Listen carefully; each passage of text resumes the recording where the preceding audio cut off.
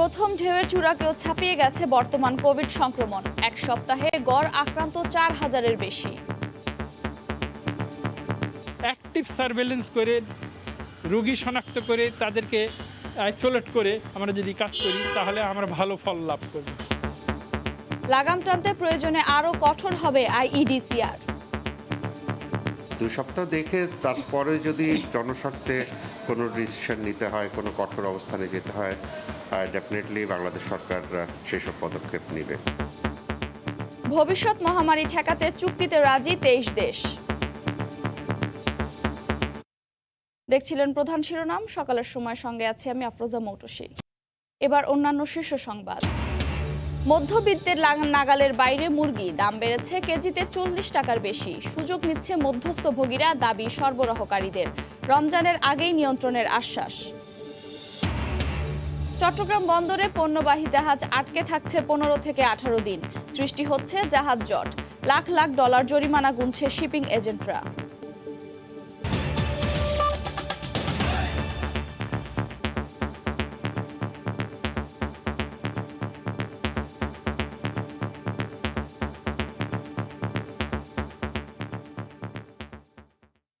প্রথম ঢেউয়ের চূড়ান্ত সময়কেও যেন ছাপিয়ে যাচ্ছে কোভিড সংক্রমণের বর্তমান পরিস্থিতি।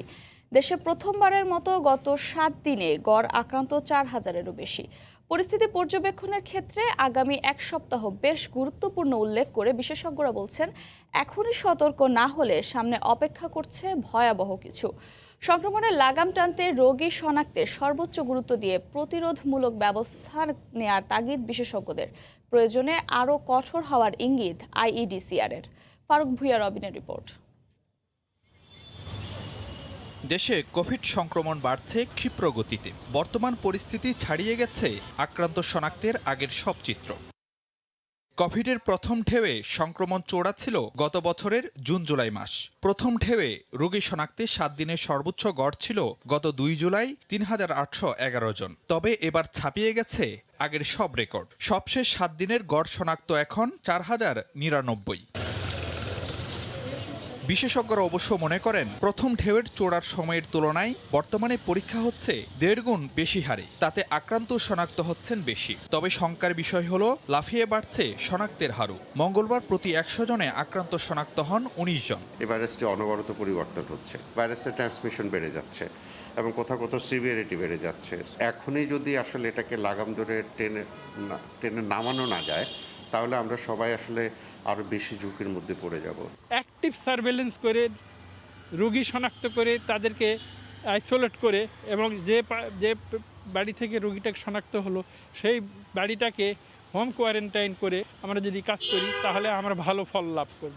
বিশেষজ্ঞরা বলছেন, সংক্রমণের লাগাম টানতে সরকার যে 18 দফার নির্দেশনা দিয়েছে তা কঠোরভাবে বাস্তবায়নের সক্ষমতাও প্রমাণ করতে হবে। আর পরিস্থিতি পর্যবেক্ষণ করে প্রয়োজনে আরও কঠোর সিদ্ধান্তের ইঙ্গিত দিচ্ছে আইইডিসিআর। 2 সপ্তাহ দেখে তারপরে যদি জনস্বার্থে কোনো ডিসিশন নিতে হয়, কোনো কঠোর অবস্থানে যেতে হয়, ডেফিনেটলি বাংলাদেশ সরকার সেসব পদক্ষেপ নেবে। আমরা নির্দেশনা দেই, নির্দেশনা প্রতিপালিত হচ্ছে কিনা সেটার দিকে দেখার দিকে বা নির্দেশনা কার্যকর করা হচ্ছে কিনা সেদিকে আমরা খুব বেশি নজর দিই না।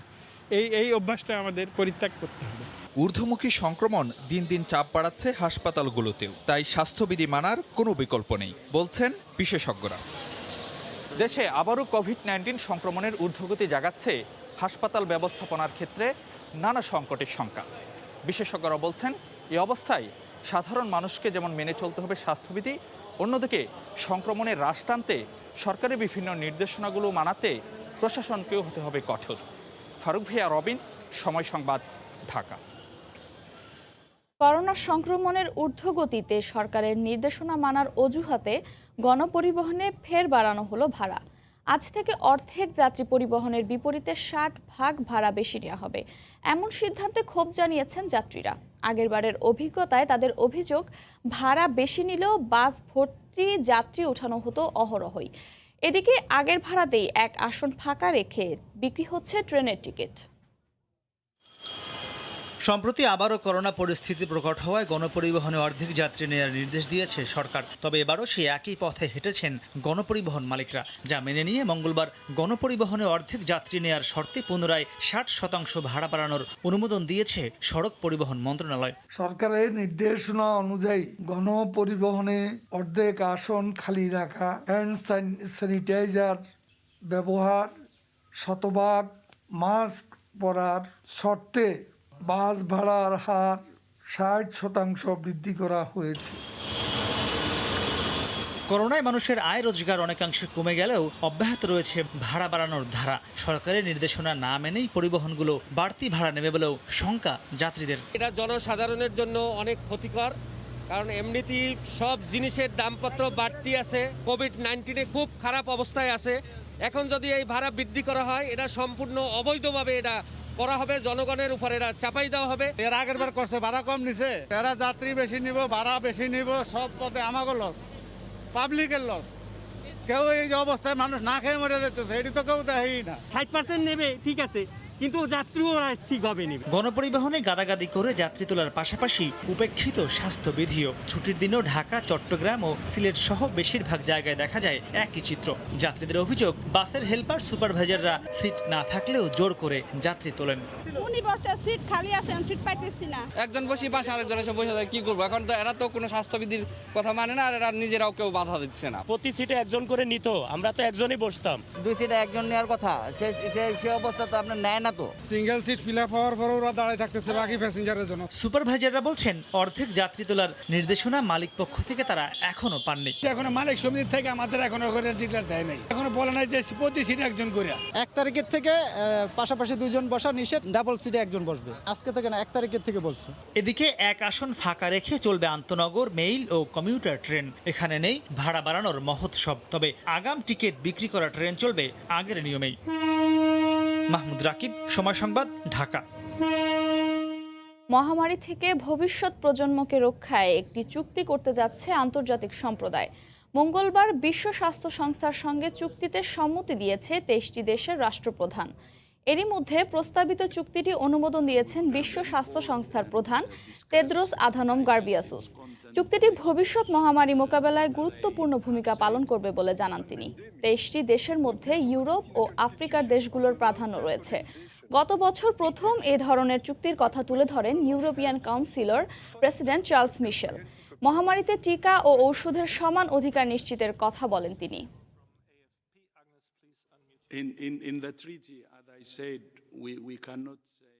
ইন্টার সানডেকে কেন্দ্র করে সতর্কতা আরও বাড়িয়েছে গোটা ইউরোপ। সীমান্তে কড়াকড়ি বাড়ানো সহ নেওয়া হয়েছে নানা পদক্ষেপ। পর্তুগাল সহ ইউরোপের করোনা পরিস্থিতির বিস্তারিত তারিকুল হাসান আশিকের রিপোর্টে। খ্রিস্টান ধর্মের অনুসারীদের অন্যতম বড় ধর্মীয় উৎসব ইস্টার সানডেকে কেন্দ্র করে বেশ সতর্ক অবস্থানে গোটা ইউরোপ। এর মধ্যে সীমান্তে নজরদারি কড়াকড়ি বাড়ানোর পাশাপাশি বিভিন্ন পদক্ষেপ গ্রহণ করেছে ইউরোপের দেশগুলো। করোনা নেগেটিভ সার্টিফিকেট নিয়ে প্রবেশ করার পরেও অনেকে 4-5 দিন কোয়ারেন্টিনে থেকে পরবর্তীতে আবার টেস্ট করে নেগেটিভ হওয়ার পরেই তারা ঘর থেকে বের হতে পারবেন, এরকম নিয়ম জারি করেছে জার্মানি, ইতালি সহ বেশ কয়েকটি দেশ। এছাড়া স্পেন, পর্তুগালের সীমান্ত চলমান ঘোষণা অনুযায়ী 5 এপ্রিল পর্যন্ত বন্ধ রাখা হয়েছে। এছাড়া পর্তুগালের এক শহর থেকে অন্য শহরেও ইস্টারের ছুটিতে ভ্রমণ করতে পারবেন না নাগরিকরা। এছাড়া নতুন করে বাংলাদেশে ইউরোপ ফেরত যাত্রীদেরকে হোটেল কোয়ারেন্টিন বাধ্যতামূলক করায় শঙ্কা জেগেছে অনেক প্রবাসী বাংলাদেশিদের মধ্যে। এরই মধ্যে টিকিট পেছাতে শুরু করেছেন অনেক প্রবাসী বাংলাদেশি। তবে সার্বিক অবস্থা বিবেচনায় পর্তুগাল যথেষ্ট সক্ষমতা দেখিয়েছে করোনা মোকাবেলায়। সাম্প্রতিক সময়ে কমে এসেছে করোনায় আক্রান্ত এবং মৃতের সংখ্যায়। সামনের দিনগুলোতে পরিস্থিতি স্বাভাবিক করতে কাজ করছে গোটা ইউরোপ। এর মধ্যে প্রত্যেকটি দেশই ভ্যাকসিনের যথেষ্ট গতি এসেছে। ফাইজার বায়োএনটেকের পাশাপাশি প্রয়োগ চলছে অ্যাস্ট্রাজেনেকা এবং স্পুটনিক ভ্যাকসিনটিরও। জুন নাগাদ পরিস্থিতি স্বাভাবিক করতে বেশ জোর তৎপরতা লক্ষ্য করা যাচ্ছে ইউরোপীয় ইউনিয়নের দেশগুলোর মধ্যে। তারিকুল হাসান আশিক, সময় সংবাদ, লিসবন, পর্তুগাল। আমিষের চাহিদা মেটাতে নিম্ন ও মধ্যবিত্তের বড় ভরসা ব্রয়লার মুরগি। কিন্তু এখন আর এটি নেই সস্তার তালিকায়। মাস দেড়েকের ব্যবধানে কেজিতে বেড়েছে 40 টাকার বেশি। নাভিশ্বাস তুলেছে দেশি ও সোনালী মুরগিও। খামারিরা খাবার ও বাচ্চার দাম বৃদ্ধির দাবি করলেও সরবরাহকারী প্রতিষ্ঠানগুলো বলছে সুযোগ নিচ্ছে মধ্যস্বত্বভোগীরা। প্রাণী সম্পদ মন্ত্রণালয় বলছে রমজানের আগেই দাম কমাতে নেওয়া হয়েছে উদ্যোগ। কামরুল হাসান সবুজের রিপোর্ট। মুরগি বিক্রেতা জাকির হোসেন, দিন শেষে তিনিও একজন ক্রেতা। ব্রয়লারের দাম বেড়ে যাওয়ায় আমিষের চাহিদা পূরণে তাকেও খেতে হচ্ছে হিমশিম। আমার এখান থেকে যে কেউ মুরগি কিনতেছে, আমি অন্য জায়গায় গিয়ে অন্য একটা দ্রব্য কিনতেছি, সেখানেও দাম বাড়তি, দুশ্চিন্তা, হতাশা এরকম একটা কাজ করে। জাকির হোসেনের মতোই নিত্যপণ্যের ভোক্তা আমির হোসেন শেখ। বছর জুড়েই পণ্যের একটা যৌক্তিক দাম চান নির্দিষ্ট আয়ের এই ক্রেতা। হঠাৎ করে বাজার বৃদ্ধি হয়ে গেল বা হঠাৎ করে একেবারে লো হয়ে গেল, এটা কিন্তু ঠিক না। বাজারে কয়েক সপ্তাহ ধরে বাড়ছে বিভিন্ন জাতের মুরগির দাম। এর কারণ অনুসন্ধানে গাজীপুরের বিভিন্ন খামার ঘুরে জানা গেল খাবার ও বাচ্চার দাম বেড়েছে। মাস খানিকের ভিতর 150 টাকা পার বস্তায় খাবারের দাম বাড়ছে। বাচ্চার দাম বর্তমানে হলো 60 টাকা 59 টাকা, আগে ছিল 30-35। মুরগির দাম বেশি থাকলেও আমাদের কিন্তু আসলে ওইরকম লাভ হয় না, ওইরকমই হয় না। সব কিছু দিয়ে দেওয়ার লাগে, ওষুধে দেওয়ার লাগে, খাবারে দেওয়ার লাগে, বাচ্চায় দেওয়ার লাগে। খামারিদের দাবির সত্যতা জানতে কথা হয় মুরগির খাবার ও বাচ্চা সরবরাহকারী বিভিন্ন প্রতিষ্ঠানের সঙ্গে। তারা বলছেন উৎপাদন ব্যয় বাড়লেও খামার পর্যায়ে বাড়ানো হয়নি দাম। 25 to 70% দাম বেড়েছে র মেটেরিয়ালের দাম, তার সাথে কন্টেনারের প্রায় 70% ভাড়া বেড়ে গেছে। ফিডের দাম বাড়ানো হচ্ছে না, বাড়াইবার স্কোপও নাই, বাড়াইলেই তো সমস্যা, কারণ খামারি তখন তার নিজের হাতে বানাই খাওয়াবে। তাহলে কেন দাম বাড়ছে মুরগির? এমন প্রশ্নের উত্তরে তারা জানান বাজার ব্যবস্থাপনার দুর্বলতা ও চাহিদা যোগানের সঠিক তথ্য না থাকার মাসুল গুনছেন ভোক্তারা। তার প্রোডাক্টটা বেরিয়ে আসতেছে বাজারে, এখানে কয়েকটা হাত ঘুরে আসতেছে, হাত কমাতে হবে, এটাই কাজ। ডিমান্ডটা যদি বের করতে পারি তাহলে আমরা তাল মিলায় প্রায় 95% যদি অ্যাকুরেসি রাখি, দাম বাড়বে হয়তো 5 টাকা এদিক আর ওদিক, 20 টাকা এদিক ওদিক হবে না। মন্ত্রণালয় বলছে মুরগির দাম কমাতে নেওয়া হয়েছে বেশ কিছু উদ্যোগ, দ্রুতই যা কার্যকর হবে বাজারে। যারা উৎপাদক, আমরা ওদেরকে সংগঠিত করার চেষ্টা করতেছি যে মধ্যস্বত্ব ভোগীর সংখ্যা যত কমানো যাবে দামটা তত নিয়ন্ত্রণে রাখা যাবে, এইরকম একটা স্টেজের মধ্যে আমরা। উৎপাদকরা যেন সরাসরি বাজারে বিক্রি করতে পারেন সেসব বিষয় নিয়ে কাজ চলছে বলে জানিয়েছে মন্ত্রণালয়। কামরুল হাসান সবুজ, সময় সংবাদ, ঢাকা। সকালের সময় আরো থাকছে। কুষ্টিয়ায় পেঁয়াজের ফলন ভালো হলেও হাসি নেই কৃষকের মুখে। সরবরাহ বাড়ায় কমেছে দাম, লোকসানের শঙ্কায় চাষিরা। ভোগ্যপণ্য ও মেগা প্রকল্পের যন্ত্রপাতি আমদানির পরিমাণ বাড়ার পাশাপাশি নানামুখী জটিলতায় চট্টগ্রাম বন্দরে বাল্ক পণ্যবাহী ও কার্গো জাহাজের জট সৃষ্টি হয়েছে। একটি কার্গো জাহাজের বন্দরে বার্থিং পেতে সময় লাগছে 15 থেকে 18 দিন। সে তুলনায় কন্টেইনারবাহী জাহাজগুলো 2 থেকে 3 দিনের মধ্যেই বার্থিং পেয়ে যাচ্ছে। এ অবস্থায় শিপিং এজেন্টদের অভিযোগ লাখ লাখ মার্কিন ডলার জরিমানা গুনতে হচ্ছে তাদের। বিস্তারিত জানাচ্ছেন কমল দে। বন্দরের বহির্নোঙরে বর্তমানে 157টি জাহাজের অবস্থান। এর মধ্যে পণ্য খালাসের জন্য বন্দরের জেটিতে বার্থিং অপেক্ষা রয়েছে অন্তত 60টি জাহাজ। এর মধ্যে 13টি কন্টেনারবাহী জাহাজ বাদে বাকিগুলো বাল্ক পণ্যবাহী। এতে বার্থিং না পেয়ে বন্দরের বহির্নোঙরে জাহাজ জটের সৃষ্টি হচ্ছে। 15 দিনের আগে কোনো কার্গো ভেসেল বার্থিং পাচ্ছে না বলে অভিযোগ শিপিং এজেন্টদের। 17 থেকে 18 দিন পার ডে 20,000 থেকে কোনো জাহাজ 20,000, কোনো জাহাজ $25,000 করে গুনতে হচ্ছে। ব্যবসায়ীদের মতে রমজান সামনে রেখে ভোগ্যপণ্য আমদানির পরিমাণ বেড়েছে, পাশাপাশি মেগা প্রকল্পের যন্ত্রপাতি আসছে কার্গো জাহাজে।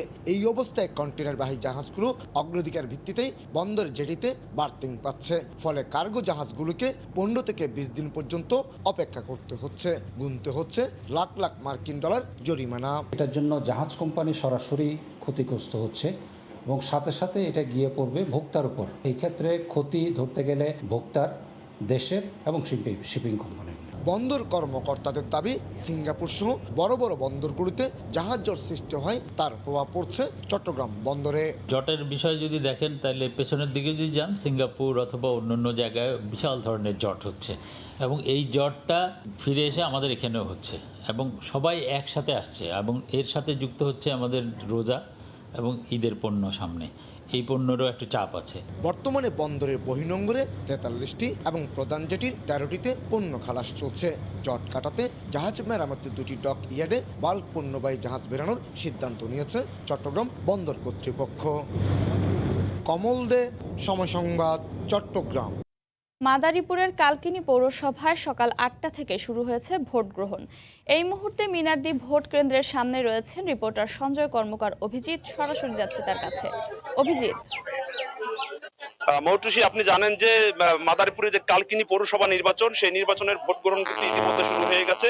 সকাল 8টা থেকে একটানা বিরতিহীন ভাবে এই ভোট গ্রহণ চলবে বিকেল 4টা পর্যন্ত।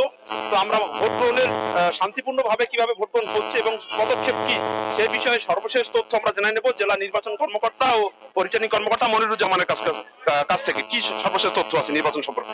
জি ধন্যবাদ। আমাদের আপনি দেখছেন যে উৎসবমুখর পরিবেশে আজকে যে সকাল 8টা থেকে ভোট গ্রহণ শুরু হয়েছে এবং আপনি দেখছেন যে এখানে ভোটারের উপস্থিতি অনেক। এই যারা স্বতঃস্ফূর্ত ভাবে ভোটাররা তাদের ভোট প্রয়োগ করছে এবং আইন শৃঙ্খলা এবং পরিবেশ শান্ত আছে। তো আমরা আশা করি যে আমাদের অন্যান্য নির্বাচনের মতো আমরা আরো তার চেয়ে ভালো নির্বাচন উপহার দিতে পারবো এবং ইভিএম এর মাধ্যমে ভোট হচ্ছে। আপনি জানতে পারছেন যে এখানে আমরা আজকে 4টার সময় ভোট শেষ হবে এবং এই কালকিনিবাসীর জন্য একটু সুষ্ঠু অবাধ নির্বাচন উপহার দিতে পারবো। আর আমাদের আইন শৃঙ্খলা বাহিনীর সদস্য পর্যাপ্ত রয়েছে। আপনি দেখছেন যে প্রতিটা কেন্দ্রে আমাদের 20 থেকে 30 জন করে কেন্দ্রে আছে, আনসার সদস্য আছে, নির্বাহী ম্যাজিস্ট্রেট আছে, আমাদের ভ্রাম্যমাণ টিম আছে, র্যাব আছে। তো আমাদের মোটামুটি এই পৌরসভাতে আমাদের 7 থেকে 800 আইন শৃঙ্খলা রক্ষাকারী বাহিনীর সদস্য আছে এবং নির্বাহী ম্যাজিস্ট্রেট 9 জন আছে, জুডিশিয়াল ম্যাজিস্ট্রেট 1 জন আছে, রিটার্নিং কর্মকর্তা হিসেবে তো আমরা আছি। তো এছাড়াও আপনারা যারা সাংবাদিক যারা আছেন দেখছেন, আমাদের এই নির্বাচন অবাধ, নিরপেক্ষ এবং শান্তিপূর্ণ পরিবেশে আমরা সম্পন্ন করার জন্য আশাবাদী। ধন্যবাদ। যেমনটি শুনছিলেন যে নির্বাচন শান্তিপূর্ণ করার লক্ষ্যে কিন্তু ব্যাপক প্রস্তুতি গ্রহণ করেছে নির্বাচন অফিস এবং জেলা রিটার্নিং কর্মকর্তার পক্ষ থেকে। তো আপনাকে একটু বলে রাখি যে মাদারীপুরের কালকিনিতে গত 14 ফেব্রুয়ারি কিন্তু নির্বাচন হবার কথা ছিল। সেখানে কিন্তু স্বতন্ত্র প্রার্থী নিখোঁজ হওয়ার ঘটনার পর থেকে কিন্তু নির্বাচনটা স্থগিত করা হয়। পরবর্তীতে কিন্তু এই যে আজ 31 মার্চ পুনরায় নির্বাচনের তারিখ ঘোষণার পরে নির্বাচন ভোট গ্রহণ শুরু হয়েছে। তো সবকিছু মিলিয়ে সকাল থেকে কিন্তু এখানে উৎসবমুখর পরিবেশে ভোট গ্রহণ হচ্ছে। এখানে নারী পুরুষ সম্মিলিতভাবে লাইনে দাঁড়িয়ে সারিবদ্ধভাবে লাইনে দাঁড়িয়ে কিন্তু তারা ভোট দিচ্ছেন। এছাড়া ভোট কেন্দ্রের বাইরে এবং ভিতরে কিন্তু অসংখ্য আইন শৃঙ্খলা বাহিনী মোতায়েন রয়েছে যাতে নির্বাচন সুষ্ঠু এবং শান্তিপূর্ণ হয়। তো এই ছিল মৌটুসী আমার কাছে মাদারীপুরের কালকিনি পৌরসভার মিনাজদি সরকারি প্রাথমিক বিদ্যালয়ের ভোট কেন্দ্র থেকে সর্বশেষ। মাদারীপুর থেকে ভোট গ্রহণের সবশেষ খবর জানাচ্ছিলেন সহকর্মী সঞ্জয় কর্মকার অভিজিৎ। শান্তি নেই শান্তিনগরে, কারণ পানির সংকট। রাজধানীর এই এলাকাটির বাসিন্দাদের দাবি অন্তত 3 মাস ধরে তারা ভুগছেন এই সমস্যায়, কিন্তু নির্বিকার কর্তৃপক্ষ। ওয়াসা বলছে দ্রুতই তারা এই বিষয়ে পদক্ষেপ নেবেন। আশরাফুল ইসলামের ছবিতে আতিকুল রহমান তমালের রিপোর্ট। অশান্তিতে আছেন শান্তিনগরের সুরাইয়া বেগম। আমরা 4 গাড়ি 5 গাড়ি করে পানি আনি, সকালে ফোন দিলে বিকালে ফোন দিলে রাত্রে দিব। পানি নেই আজ 3 মাস ধরে। সব সংকট সহ্য করা সম্ভব, কিন্তু পানির সংকট অসহ্য। কখনো 2500 টাকা, কখনো 3000 টাকা, পানি না দিলে কখনো 1000 টাকা, প্রতি গাড়িতে 400 টাকা 100 টাকা বকশিশ দিতে হয়, নাহলে পানি দিয়ে যাচ্ছে না। সে কারণে তার বাসার 4 জন ভাড়াটিয়া এলাকায় ছেড়েছেন। প্রতিদিন পানি কিনতে হচ্ছে 2 থেকে 3000 টাকার। শুধু সুরাইয়া নন, একই সংকটে আছেন শান্তিনগরের কয়েক লাখ বাসিন্দা। গ্যাসের সমস্যা, কারেন্টের সমস্যা সহ্য করা যায়, পানি কিভাবে? টয়লেটে গেলে তো আমার পানি লাগে, পানি ছাড়া বাঁচে কিভাবে মানুষ? বহুবার অভিযোগ দিয়েও সমাধান মেলেনি বলছেন এলাকাবাসী। যেটুকু পানি পাই সেটুকু ময়লা, একদম যে ফ্রেশ পানি পাই সেটাও না। তারপর আমাদের খাবার পানি বাইরে থেকে নিতে হয়, এই পানি আমরা খাইতে পারি না। আমরা অফিসে পর্যন্ত গেছি যে আমাদের পানির সমস্যাটা একটু সমাধান করে দেন। ওটা বলে যে আমরা সমাধান করে দেব, কিন্তু কবে নাগাদ দেবে এটা কেউ বলে না। পানির সংকটে জীবনযাত্রা এবং শান্তি দুই এলোমেলো হয়ে গেছে শান্তিনগরে। তবে ওয়াসার দাবি কাজ চলছে, অবিলম্বে সমস্যার সমাধান হবে। সর্বনিম্ন 8 থেকে 10, so it will take 10 days. ইনশাআল্লাহ এই 10 দিনের মধ্যে আমরা আশা করছি যে এটা সমাধান হয়ে যাবে। তবে এমন আশ্বাস এর আগেও বহুবার শুনেছে এই এলাকার বাসিন্দারা। আতিকুর রহমান তমাল, সময় সংবাদ, ঢাকা। কুষ্টিয়ায় পেঁয়াজের ফলন ভালো হলেও হাসি নেই কৃষকের মুখে। বিদেশি পেঁয়াজের উপর নির্ভরতা ও দাম কমে যাওয়ায় লোকসানের আশঙ্কা তাদের। তবে কাঙ্ক্ষিত মূল্য পাবে বলে মনে করে কৃষি বিভাগ। অতিরিক্ত উৎপাদিত পেঁয়াজের সুষ্ঠু বাজার ব্যবস্থাপনা করা হবে বলে জানান জেলা বাজার কর্মকর্তা। বাবুল হোসেনের ক্যামেরায় এস এম রাশেদের রিপোর্ট। কুষ্টিয়ায় মাঠে উত্তোলনের অপেক্ষায় 12,912 হেক্টর জমির পেঁয়াজ। আর চলতি মৌসুমে আবহাওয়া ভালো থাকায় 1,87,000 মেট্রিক টন পেঁয়াজ উৎপাদনের আশা কৃষি বিভাগের। আগামী এপ্রিল মাস থেকে পেঁয়াজ ঘরে উঠতে শুরু করবে। এদিকে গত বছর ভালো দাম পাওয়ায় এবার কৃষকেরা বেশি জমিতে পেঁয়াজ চাষ করেছেন, তাই অতিরিক্ত উৎপাদিত পেঁয়াজ নিয়ে চিন্তায় কৃষকেরা। কাঙ্ক্ষিত দাম যাতে পান সেজন্য বিদেশ থেকে পেঁয়াজ আমদানি বন্ধের দাবি তাদের। বৃষ্টি বাদল নাই, ভালো হয়েছে, আশা করি যে এবার বুক ভরে আমরা দাম পাবো। বীজের দাম বেশি, সারের দাম বেশি, লিভারের খরচ বেশি, এই কারণে 1 বিঘা পেঁয়াজ আবাদ করতে আমাদের 30 থেকে 35,000 টাকা খরচ পড়েছে। এর মধ্যে যদি সরকার বিদেশ থেকে আমদানি করে তাহলে আমাদের কাছে যদি বিরাট একটা ক্ষতির কারণ হয়ে দাঁড়াবে। কৃষি বিভাগ বলছে এবার কৃষকেরা পেঁয়াজের ন্যায্য দাম পাবে। যে সমস্ত এসএমই চাষি আছে তারা কিন্তু মানসম্মত পেঁয়াজ উৎপাদনে মাঠে এবার একটি অভূতপূর্ব একটি সাফল্যের নজির রাখছে। আর বাজার কর্মকর্তা জানালেন, সঠিক বাজার ব্যবস্থাপনার মাধ্যমে যাতে পেঁয়াজ কেনাবেচা হয় সে ব্যাপারে তারা সচেষ্ট। যদি কেউ অবৈধ মজুতদারি বা কৃত্রিম সংকট সৃষ্টি করে মূল্য বৃদ্ধি করে, তাহলে তার বিরুদ্ধে আইনগত যে ব্যবস্থা আছে তার বিরুদ্ধে সেই আইনগত ব্যবস্থা নেওয়া হবে। জেলা কৃষি বিভাগের তথ্য মতে গত বছরের চেয়ে এবার 772 হেক্টর বেশি জমিতে পেঁয়াজ চাষ হয়েছে। সময় সংবাদ, কুষ্টিয়া। সমুদ্রের এককোষী উদ্ভিদ স্পিরুলিনা এখন কৃত্রিমভাবে জন্ম নিচ্ছে রাজশাহীর বরেন্দ্র অঞ্চলে। ব্লু ইকোনমি ধারণায় উদ্বুদ্ধ হয়ে কৃত্রিম জলাধারে এর চাষ করছেন তানোর উপজেলার এক প্রভাষক। পুষ্টিগুণের কারণে স্পিরুলিনার চাহিদা থাকার পাশাপাশি দাম বেশি হওয়ায় ভালো লাভ পাওয়া যাচ্ছে। রাকিবুল হাসানের রিপোর্ট। প্রধানমন্ত্রীর ব্লু ইকোনমি ধারণা ইউটিউবে খোঁজেন রাজশাহীর তানোর উপজেলার প্রভাষক রাকিবুল সরকার। তাতে আগ্রহ বাড়ে সামুদ্রিক উদ্ভিদ স্পিরুলিনায়। ব্লু ইকোনমির ধারণা থেকে আমি এই ক্ষেত্রে উদ্বুদ্ধ হই। প্রথমে 100 লিটারের প্লাস্টিক স্বচ্ছ জারে আমি শুরু করি পরীক্ষামূলক, তো সেখানে আমি ইতিবাচক ফল পাই। পরে নিজের পরিত্যক্ত ধানের চাতালে গড়ে তোলেন 17,000 লিটার পানি ধারণের কৃত্রিম জলাধার। লবণ, সোডিয়াম বাইসালফেট, ফেরাস সালফেট সহ সমুদ্রের পানির 9টি উপকরণ মিশিয়ে তৈরি করা হয় কৃত্রিম সামুদ্রিক পানির জলাধার। তাতে ঢেলে দেয়া হয় স্পিরুলিনা জাতের শৈবাল বীজ। মেশিনের সাহায্যে তৈরি করা হয় পানি প্রবাহ। তাতেই 20 দিনে সামুদ্রিক শৈবালে ভরে ওঠে পানির চৌবাচ্চা। আমরা প্রতিদিনই এখান থেকে প্রায় 15 থেকে 20 কেজি কাঁচা স্পিরুলিনা অর্থাৎ ভিজা স্পিরুলিনা উত্তোলন করতেছি, যেটা রোদে শুকানোর পরে 20 কেজি থেকে 2 কেজি হয়। সূর্যের আলো এখান থেকে যে খাবার তৈরি হয় এবং এখানে পানিতে যে খাবারগুলো দেওয়া আছে এটা খেয়ে এরা বাঁচা থাকে। উচ্চ পুষ্টিগুণ ও রোগ প্রতিরোধ ক্ষমতার শৈবালের সহজ চাষ পদ্ধতি ও বাজার মূল্য ভালো হওয়ায় চাষে দিন দিন আগ্রহ বাড়ছে এ অঞ্চলের যুবকদের মাঝে। অবসর সময়ে এটা করতে আমি আগ্রহী একটু, এই জন্য আমি এটা দেখতে আসছি। আমাদেরকে ভালো লাগে বা সে লাভবান হয়, তাহলে আমরা করারও চেষ্টা করব।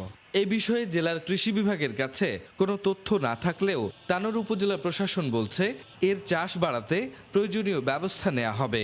প্রতি বছর যেহেতু কৃষিতে আলাদাভাবে প্রশিক্ষণ জায়কার প্রজেক্ট থেকে আমরা করি, সেই প্রজেক্টটা সেখানে আমরা আওতায় নিয়ে আসবো।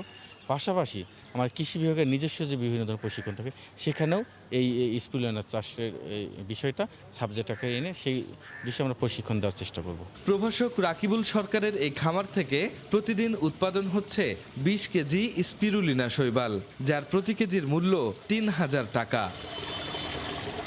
রাকিবুল হাসান, সময় সংবাদ, রাজশাহী। সকালের সময় শীর্ষ সংবাদ জানিয়ে দিচ্ছি আরেকবার। প্রথম ঢেউয়ের চূড়াকেও ছাপিয়ে গেছে বর্তমান কোভিড সংক্রমণ। এক সপ্তাহে গড় আক্রান্ত 4,000-এর বেশি। লাগাম টানতে প্রয়োজনে আরও কঠোর হবে সরকার। এবং মধ্যবিত্তের নাগালের বাইরে মুরগি, দাম বেড়েছে কেজিতে 40 টাকার বেশি। সুযোগ নিচ্ছে মধ্যস্বত্বভোগীরা, দাম সরবরাহকারীদের। রমজানের আগেই নিয়ন্ত্রণের আশ্বাস। এই ছিল সকালের সময়ে, সঙ্গে থাকুন সময়।